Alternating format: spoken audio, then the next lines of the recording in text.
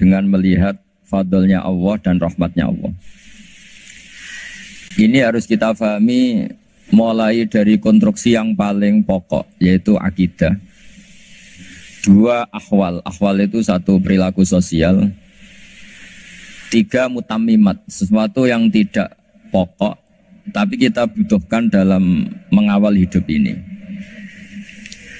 Saya beri contoh, orang itu sampai maksiat, itu karena cari kesenangan. Misalnya baru penat itu, ingin seneng, ada orang yang macam-macam lah, ingin melihat maksiat, apa itu pornografi, apa nyabu, apa macam-macam. Itu sebetulnya agama punya konsep yang luar biasa, yaitu seharusnya seseorang itu gembira dengan ketaatan. Lalu pertanyaannya, caranya gembira gimana? Gembira itu mudah.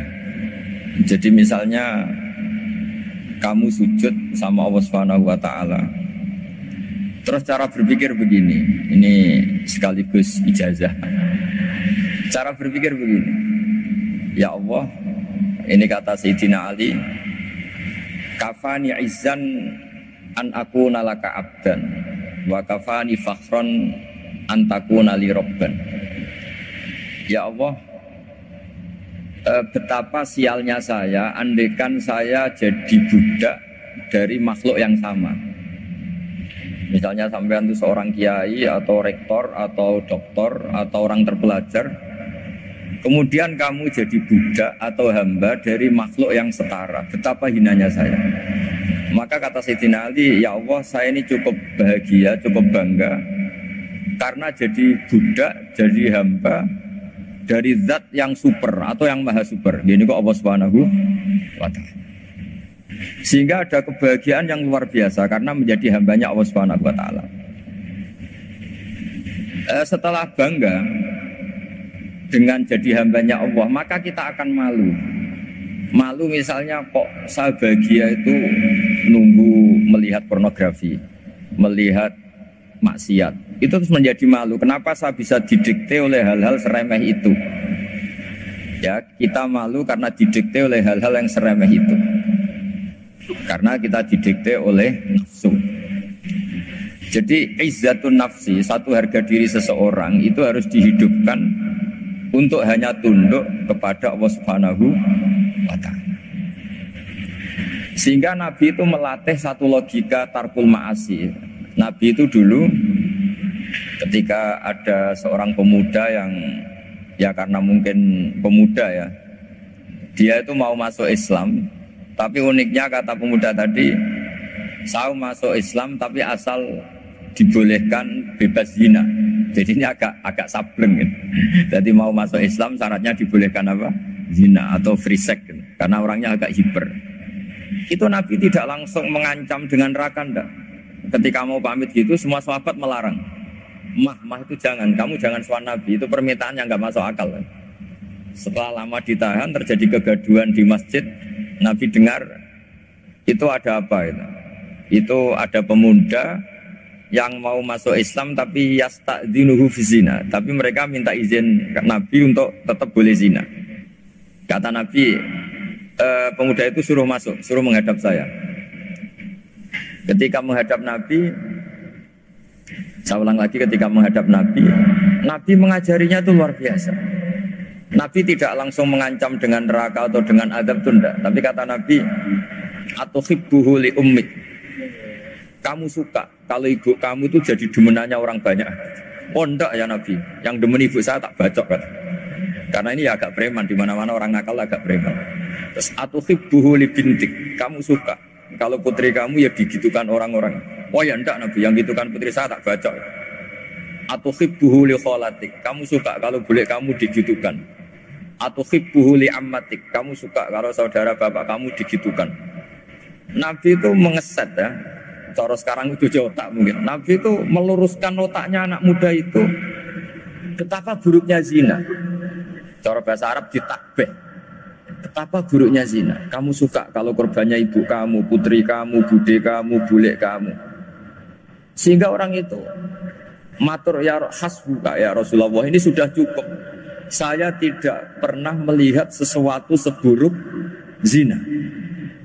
Jadi fa'alqallahu fi qalbihi bughda zina. Kemudian Allah meletakkan di hatinya, menanamkan benci zina.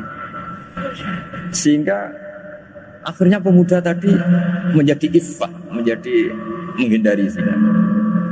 Artinya begini ya, ini mungkin yang lolos dari para kita sebagai dai, kita tidak belajar banyak tarbiyahnya Rasulullah Shallallahu Alaihi Wasallam. Jadi kalau kita benci maksiat itu jangan hanya ditakdir, ditakutkan neraka, itu enggak, jangan hanya itu, tapi di logika. Ini Pak, sama kurang dekat. Oh iya. Sama kurang dekat. Jadi kalau kita menghindari maksiat itu selain karena takut azab, itu ada logika, ada rangkaian pikiran yang menjadikan kita anti satu perbuatan apa maksiat. Jadi misalnya gini ya, kira-kira ginilah kalau contoh gampang itu. Ada orang gitu ya, nyanyi dengan pakaian yang mungkin pornografi gitu. Mungkin pemuda-pemuda ingin melihat itu, tapi bisa diobati gini. Kok enak dekne mergawe kok tak bayar, ya aku kehilangan duit. Meskipun dengan logika yang agak serampangan, yang penting menjadi kita ini punya harga diri untuk tidak tergantung hal-hal seperti itu. Sehingga Nabi itu cara menggambarkan tadi mulai atuhibbuhu li ummi. Kamu suka kalau ibu kamu jadi demenannya orang lain. Pemuda tadi bilang yang demen ibu saya mau saya bunuh. Ditambah lagi atuhibbuhu li bintik. Bagaimana kalau korbannya putri kamu, bule kamu, bude kamu. Sehingga terus si pemuda tadi betapa buruknya zina, betapa murahnya zina. Akhirnya pemuda tadi alqawwa fi qalbi bughda zina. Terus kemudian pemuda tadi itu sangat membenci dengan apa? Berzina. Nah, pikiran-pikiran seperti ini harus kita tanamkan. Harus kita tanamkan supaya orang itu benci melakukan maksiat. Karena satu memang takut sukhtuwah, takut dibendu Allah atau dibenci Allah. Dua, memang logika kita mengarahkan tidak maksiat. Nah ini yang terkait Unisula yang nangani kedokteran, nangani medis. Sesuatu yang dilarang Allah itu pasti madhar. Maka untuk melarang seseorang bergantung sama narkoba misalnya, atau hal-hal yang bahaya pada fisik, itu satu tentu bagi ahlullah, tentu karena takut Allah. Tapi banyak masyarakat yang memang benar-benar bisa meninggalkan narkoba karena efek buruknya narkoba, efek buruknya apa? Ganja. Itu kita tanamkan sedemikian rupa bahwa itu mengakibatkan sakau, mengakibatkan tidak sadarkan diri, mengakibatkan kebangkrutan ekonomi, macam-macam. Sehingga mereka benar-benar benci sama yang namanya narkoba. Jadi di antara manhajul Quran itu kalau mentakbih, memburuk-burukkan maksiat itu mesti dikritik innahu kana fahisyah, innahu kana fahisyata wa makta wa sa'a sabila, innahu kana fahisyata wa sa'a sabila, diulang beberapa kali. Sehingga dibutuhkan kecakapan untuk menganggap satu hal yang buruk itu fahisyah, sesuatu yang enggak rasional, sesuatu yang tidak positif, sesuatu yang pasti berdampak negatif.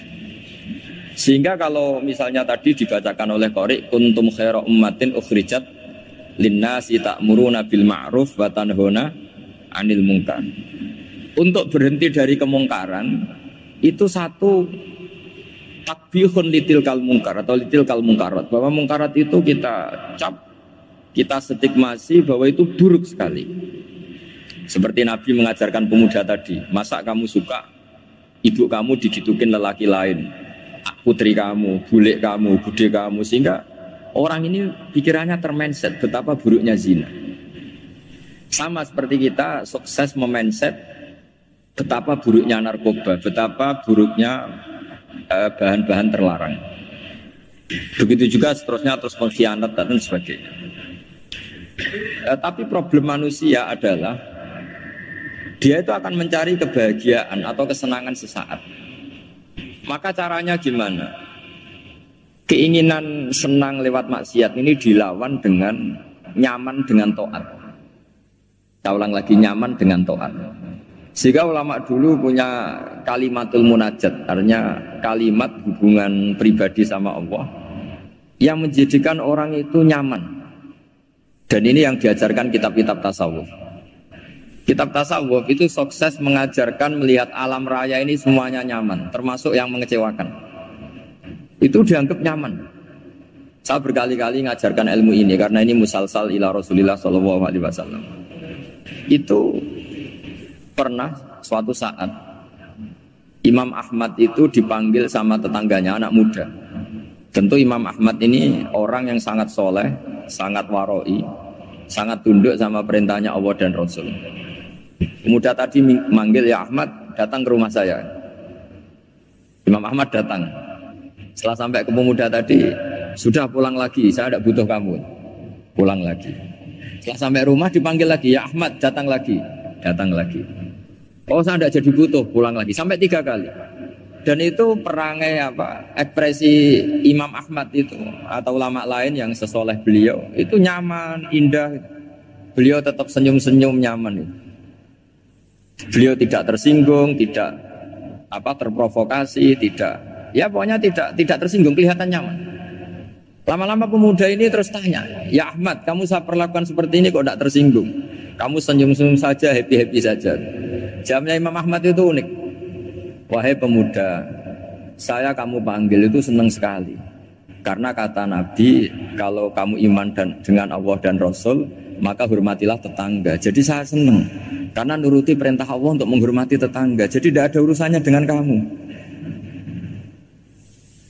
Kagetnya kayak apa? Jadi dipanggil tetangga ya senang karena melakukan perintahnya Allah dan Rasul, yaitu ikramul jar, fal yukrim jaroh. Disuruh pulang, kamu ingin saya pulang, ya saya pulang. Disuruh datang, ya saya datang. Jadi saya tidak tersinggung, saya tidak ada urusan dengan kamu. Urusan saya dengan Allah Subhanahu wa ta'ala. Yaitu kalau bapak-bapak istrinya ngomel terus sabar itu ya bagus. Saya tidak punya urusan. Kalau kamu terprovokasi oleh istri, berarti kamu didikte oleh makhluk. Masa seorang rektor didikte makhluk? Kan tidak keren. Apalagi seorang habib didikte makhluk, kan tidak keren. Yang bisa mendikte kita hanya Allah Subhanahu wa ta'ala. Dan Allah mendikte kita, mengajarkan dia wa ashiruhunna bil ma'ruf fa in karihtumuhunna fa asa an takrahu syai'a wa yaj'alallahu fi khairan katsira. Jadi cara melihat istri kita bawel gitu atau cerewet, alhamdulillah ini ada pahala tanpa modal, cukup sabar. Kalau istri kamu sedang mesra malah mintanya ke mall, malah biayanya tinggi. Murah mana dapat pahala dimarahin sama saat mesra minta ke mall? Milih yang pertama kan? Nah ya itu tidak usah modal ya. Ya gitu aja. Jadi kalau istri sedang marah bawel, anggap saja ini rezeki. Dapat pahala tanpa apa? Biaya. Tapi kalau pas rukun malah nantang ke mall, biayanya malah tinggi. Jadi ulama dulu itu melihat dunia itu happy. Karena Imam Syafi'i dikasih tahu, orang yang tadi nyium tangan kamu ya, itu di rumah menghujat Anda. Jadi dia sopan hanya di depan Anda, kalau di luar menghujat Anda. Jawabnya Imam Syafi'i lucu. Ya baguslah. Yang cerita ini kaget. Kenapa bagus ya Abu Abdillah? Kalau manggil Imam Syafi'i ya Abu Abdillah. Ya berarti saya masih wibawa, di depan saya ada berani katanya. Jadi dipandang enteng saja. Jadi kalau kamu di depan kamu istri kamu tidak berani belanja, tidak ada kamu belanja banyak, anggap saja Anda wibawa. Jadi enteng saja. Pernah Imam Syafi'i dikasih tahu, separuh dari kampung Anda itu nggak suka kamu. Ya baguslah. Kenapa? Oh nak rukun malah bakal utang katanya gitu. Kira-kira yang utang itu yang rukun apa yang neng-nengan? Yang rukun. Jadi enteng saja. Masyhur itu makalahnya Imam Syafi'i. Waman asa'a ilaika faqad atlaqaka. Orang yang berbuat buruk sama kamu berarti membebaskan kamu. Kalau saya sedang nenengan sama Habib Hasan Toha Putra, beliau naik Alphard nggak nawarin saya sah karena baru nenengan. Tapi kalau sedang rukun malah harus repot mana? Rukun sama tidak rukun? Repot rukun sebetulnya. Jadi Imam Syafi'i itu happy saja. Kalau sedang rukun sama tetangga ya dianggap rukun itu satu kenikmatan. Sedang tidak rukun ya dianggap satu kenikmatan. Jadi orang dulu itu serilek itu melihat dunia. Kalau kita kan enggak, ego. Wah saya ini suami kok dimarahin istri. Wah ini egonya bangkit. Padahal egonya bangkit itu ada kebodohan di situ. Yaitu seorang rektor didikte seorang istri, seorang makhluk. Apalagi kalau Anda daftar wali itu tidak akan jadi wali. Ini wali kok tunduk sama makhluk. Karena didikte apa? Makhluk. Maka Imam Ahmad ketika tetangganya bully gitu ya santai saja, beliau happy. Ketika pemuda tadi eskal janggal, kenapa kamu gak tersinggung ya Ahmad? Memangnya saya harus tersinggung gimana? Kan tak panggil tidak jadi, tak panggil tidak jadi. Hei pemuda, saya ini tidak punya urusan dengan kamu. Saya nuruti kamu karena perintahnya Allah. Saya senang melakukan perintah Allah, harus berbaik sama kamu. Sampai 3 kali. Jadi kebahagiaan ini pula yang harus kita latih dalam melakukan ketaatan. Tapi kalau kita sudah tidak bahagia dengan taat, itu bahaya sekali. Ambil lagi.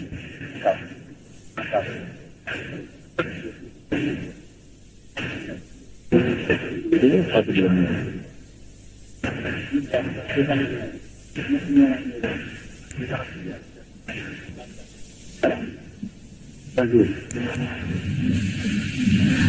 Harus gini bang prosedurnya. Didikte makhluk gitu. Gimana? Didikte panitia. Itu aja pakai. Oh yang ini. Baik bagus ini kasih.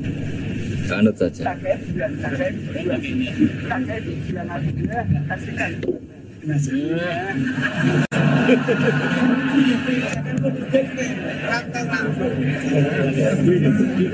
Ya. Sudah ini sudah bisa. Oh, sudah ini sudah benar. Untungnya kiainya latihan jadi wali, jadi gak tersinggung. Kalau ndak ini sudah masalah ini. Paling ndak kan baru ngajarkan gitu masa ada bisa meraktekkan gitu. Jadi pura-pura soleh. Tapi memang obsesi saya terbesar atau cita-cita saya terbesar memang setiap ngaji saya ingin orang mukmin semuanya itu bahagia. Dengan bahagia itu mereka tidak neko-neko ingin mencari kebahagiaan lewat jalur apa maksiat. Sehingga dalam konstitusi ulama yang ditulis di kitab-kitab usul fikih, dan itu kitab yang saya kaji, selalu saya kaji, itu membela-bela sesuatu yang mubah itu sampai luar biasa. Karena melihat mubah itu, misalnya Anda tidur itu berstatus mubah, Anda bermain catur berstatus mubah, Anda rileks sama teman jagongan semalam dengan teman rektor atau dosen atau yayasan, itu melihatnya bukan mubah tapi tarkul maksiyah. Misalnya saya semalaman asik musamarah itu jagongan malam sama Habib Toha Al-Munawwar. Itu awang ngitungnya bukan, wah ini jagongan kalau ngidul tidak penting, itu enggak. Malam itu bahak tidak ke dugem, tidak ke tempat maksiat. Jika ada ulama yang mengatakan mubah itu enggak ada. Saya ulang lagi, mubah itu tidak ada. Kan umumnya ulama bagikan wajib, ya kan, haram gitu. Terus diantaranya mubah, sunat, makruh. Ada ulama yang mengatakan mubah itu tidak ada. Kenapa? Logikanya begini, itsma min mubahin illa wa yatahaqqaqu bihi tarku haramimma. Karena tidak ada mubah yang Anda lakukan kecuali saat itu pasti ditinggalkannya sebuah keharaman. Misalnya Anda sedang jagungan sama istri di luar, di rumah, asik di rumah semalaman. Mungkin bahas hal-hal yang ringan. Mungkin melihat sinetron atau apa yang ringan. Tapi di situ terjadi Anda meninggalkan ke tempat-tempat maksiat. Sekarang ninggal maksiat itu wajib apa mubah? Wajib. Padahal Anda sedang melakukan mubah. Nah itu dicatat oleh Allah itu tarkul haram, meninggalkan keharam. Jika masyhur dalam cerita wali-wali itu, Abu Yazid yang seperti itu ibadahnya pernah tanya, ya Allah, lalu yang makomnya orang seperti saya siapa? Karena beliau semalaman ibadah terus. Sama Allah dijawab, ya yang tidur di pinggir kamu itu. Abu Yazid, lu kok bisa ya Allah? Dia kan tidur terus. Ya kan dia tidur berarti meninggalkan keharaman. Ngomong sing potongan tukang maksiat tuh apik turu apik melek kira-kira gitu. Apik turu. Timbang sama nak melek pola wis turu ae kira-kira gitu. Jadi nggak usah dipaksa tahajud, dipaksa qiyamul lail itu. Iya kalau qiyamul lail. Kalau dapat informasi, kesini ikut saya, terus katut kan repot. Jadi perlawanan terhadap maksiat itu sebetulnya gampang dalam Islam karena tadi nggak ada sesuatu yang mubah kecuali saat dilakukan berakibat meninggalkan keharaman. Mudah sekali. Jika banyak orang jadi wali itu karena melakukan mubah. Itu ada orang jadi wali itu karena sering makan. Ya makan-makan biasa itu. Karena ketika makan, ya Allah, betapa doifnya saya. Katanya saya presiden, katanya saya rektor, saya kiai. Ternyata kalau nggak makan tuh lemes. Apa hebatnya makhluk yang bergantung makhluk yang lain, yaitu makanan. Nah karena seperti itu terus dia al-laja ilallah, terus dia sungkeman ning Allah. Betapa lemahnya saya.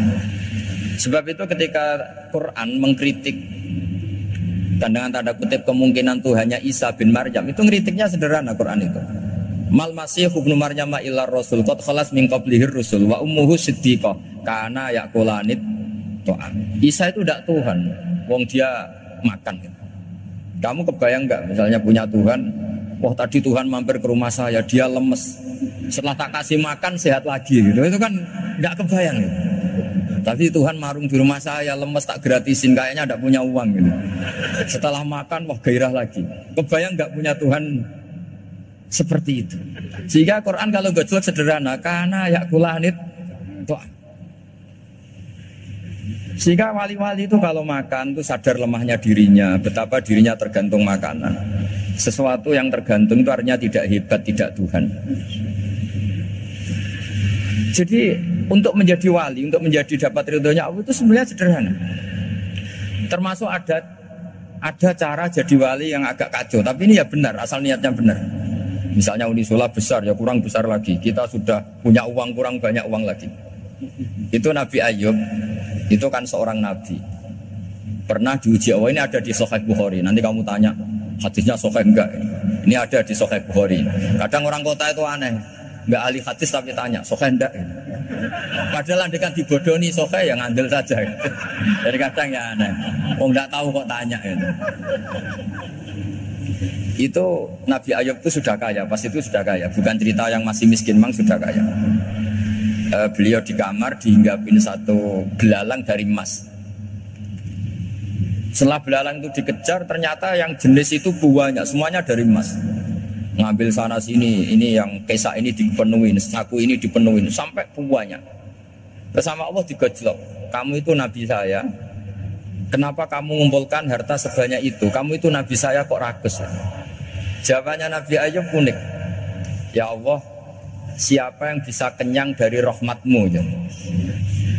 Ya, jadi kalau kamu punya uang 1 miliar, kok ingin 1 miliar 100, ingin 1 miliar 200, itu cara ngitung bukan uang. Ya Allah, siapa yang bisa kenyang dari rahmatmu? Karena rahmat Allah tidak terbatas. Sudah Gusti, tenang saja. Meskipun saya gini, rahmat Anda tidak akan habis. Sehingga waroi ada ilmunya, tomak juga ada ilmunya, termasuk ragus itu juga ada ilmunya. Misalnya begini, ini contoh ragus yang ada ilmunya begini. Ini saya beri contoh. Mungkin yang boleh niru orang-orang soleh, kalau nggak soleh jangan. Imam Syafi'i ini cerita nyata. Imam Syafi'i itu dulu ketika ngaji masih muda itu nggak suka sama guru yang kaya. Kebetulan dia punya guru miskin terus. Namanya Sufyan As-Tsauri, itu miskinnya Masya Allah. Sufyan bin Uyainah juga miskin. Jadi dia miskin, punya guru miskin terus. Sehingga idolanya ya sama guru-guru yang miskin. Suatu saat guru-guru ini menyarankan dia ngaji Imam Malik. Imam Malik itu kaya raya. Itu babutnya Imam Malik, kalau diinjek itu mata kakinya tidak kelihatan saking halusnya. Kalah, Indonesia lah kalah. Imam Malik itu gaya. Kalau ngaji di kursi tinggi terus pakai bukhur itu, pakai jubah Arab yang mahal. Pokoknya mewah kali Imam Malik. Terus dia mulai ini kiai kok kaya. Kemudian setelah beliau alim tanya, saya harus ngaji siapa setelah ilmu jenengan habis kira-kira gitu. Kata Imam Malik, sudah kamu tidak usah perlu ngaji saya, kamu sudah alim alama. Terus Imam Malik datang ke Baki. Zaman itu Baki itu semacam kayak rentalan ya, semacam Grab lah kalau dulu ini. Mana kafilah yang mau ke Irak? Ya sudah terus, oh kita mau ke Irak, ini antar ke Muhammad bin Hasan As-Syaibani. Itu dibiayai sama Imam Malik. Grabnya ya dibayarin, itu kafilahnya itu ya dibayarin. Imam Syafi'i disangoni surrotan min dhahabin. Jadi satu kepes uang dikasihkan. Itu pernah tak hitung semurah-murahnya itu sekitar 60 juta. Imam Syafi'i mulai mikir, kiai yang saya kritik lomo, sing kiai miskin tak puji, gak pernah ngamal kan, tentu orang miskin kan. Setelah datang ke Muhammad bin Hasan As-Syaibani, beliau itu pakar usul fikih, muridnya Abu Hanifah. Beliau al-usuli, pakar usul fikih. Itu Muhammad bin Hasan As-Syaibani itu kalau ngitung emas, itu di ruang tamu. Uangnya miliatan, emasnya banyak. Dari kota ini dipindah ke kota ini, emas kalau ngitung di ruang tamu. Bukan di kamar, di ruang tamu. Imam Syafi'i tambah kaget. Imam Malik kayak gitu sudah saya soal, malah ini kaya raya. Setelah Imam Syafi'i kelihatan kaget, digojlok sama Muhammad bin Hasan As-Syaibani karena beliau senior. Atak jabu min hadza, kamu aneh melihat ini? Iya. Kenapa? Ulama kok kaya raya. Terus kata Muhammad bin Hasan, ya sudah, uang ini tak kasihkan orang-orang fasik, binti gue demenan, gue nyabu, gue macam-macam. Oh jangan, nanti dipakai maksiat. Oh jenengan mawon sing suka. Semenjak itu Imam Syafi'i rubah mindset. Jadi kalau kampus ini ingin akreditasi A, ingin mulia, ingin apa, kamu ridho kalau yang punya prestasi seperti itu adalah orang-orang fasik. Ridho enggak? Enggak kan? Maka didoakan ini. Nah, itu namanya berpikir secara usuli. Kamu jangan hanya nuruti karena berpikir waroi terus kamu benci kekayaan, benci pangkat, benci apa, enggak bisa seperti itu. Karena pangkat dan kekayaan ketika dikelola secara kesolehan maka akan menjadi energi positif yang luar biasa. Semenjak itu Muhammad bin Hasan As-Syaibani berhasil mendidik Imam Syafi'i.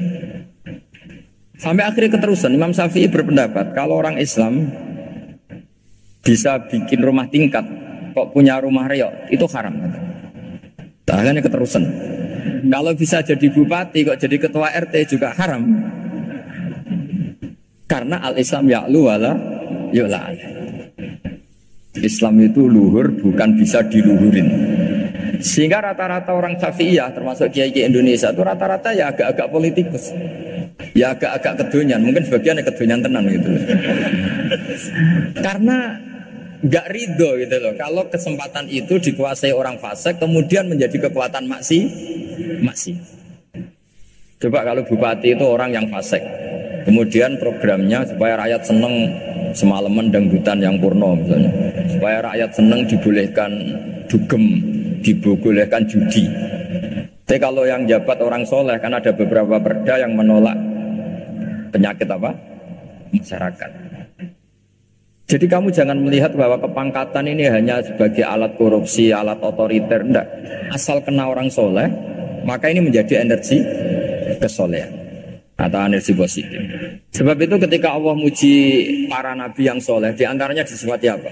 Faqad ataina ala Ibrahim al-kitab wal hikmata, tersanya ayat wa atainahum mulkan azim.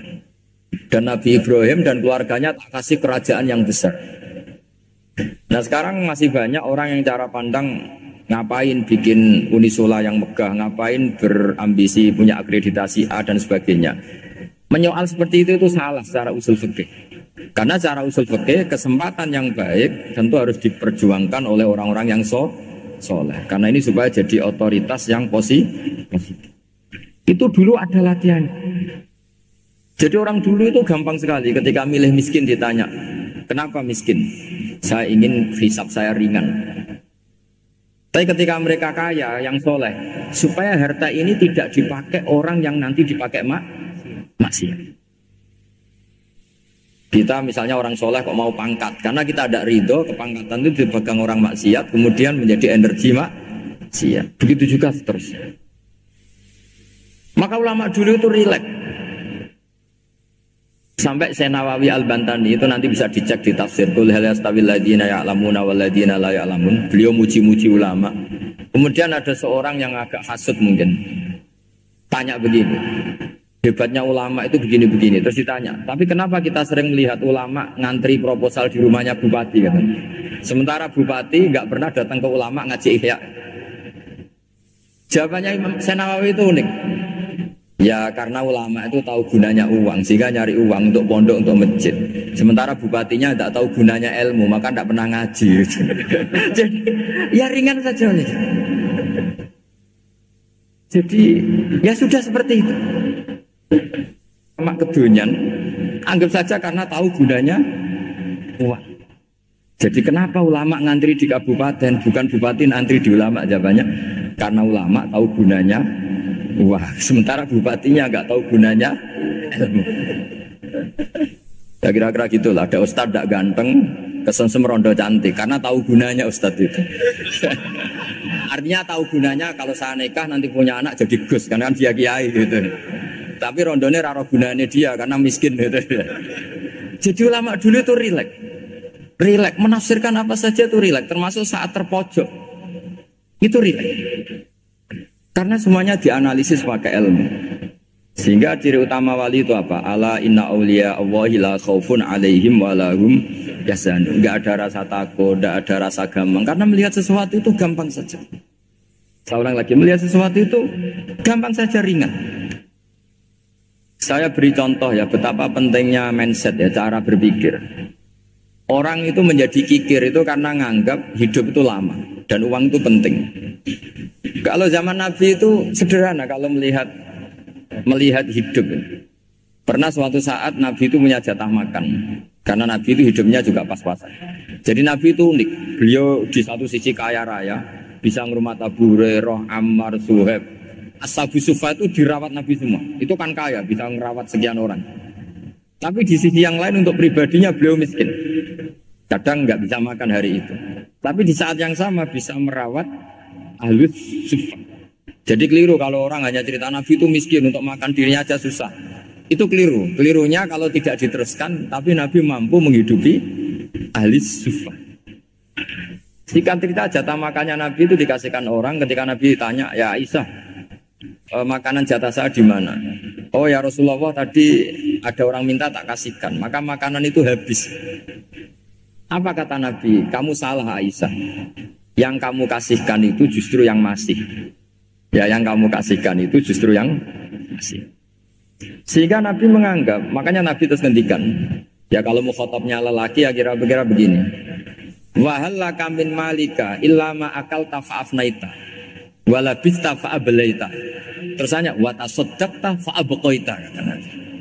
Harta kamu ya kamu makan kemudian ke WC jadi kotoran, atau punya pakaian mewah nanti rusak. Wa tasaddaqta fa'abqaita. Ada yang kamu sedekahkan, yaitu yang abadi sampai akhir.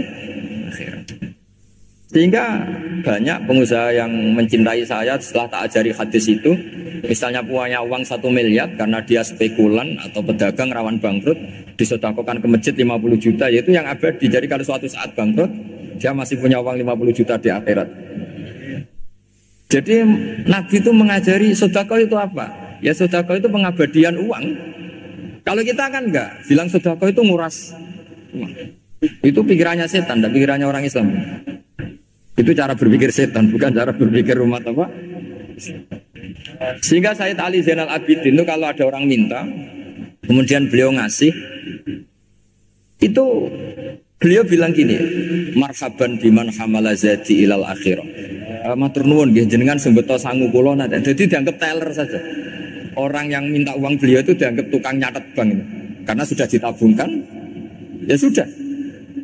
Kalau kita kan enggak, wah pengemis tuh ganggu gini-gini. Kecuali pengemis profesi ya mungkin kita agak-agak enak. Zaman akhir tuh ada pengemis apa? Profesi, jadi repot.